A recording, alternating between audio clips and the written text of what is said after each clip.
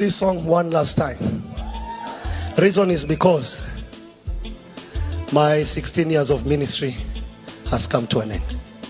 And what better way to say thank you than to leave you with the light of the Word of God. I'll be seeing you on another place. It has been a privilege serving God with you. It has been a privilege fighting with you. It has been a great privilege. I know there are people that are saying, and don't come to my wife to make my wife change my mind. She tried yesterday. He didn't want. Nimbaya. Nimbaya. Nimbaya. Nimbaya. I have loved serving ministry this way. It has been my heart's passion. But like an eagle, I need to fly on higher heights.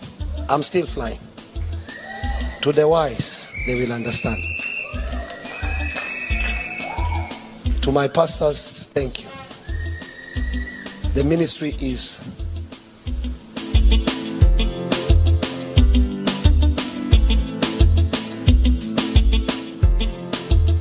I did not say share the love. I've said John CW. Do you get the difference?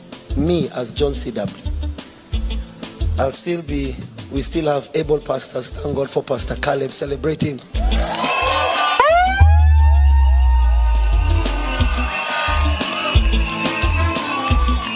Thank God for Pastor Joseph celebrating. Thank God for Evangelist Margaret celebrating. Thank God for Principal Esther celebrating. Thank God for Pastor Martin celebrating.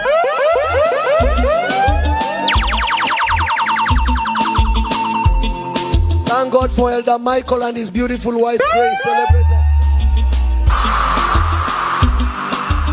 Thank God for Elder John. I mean, you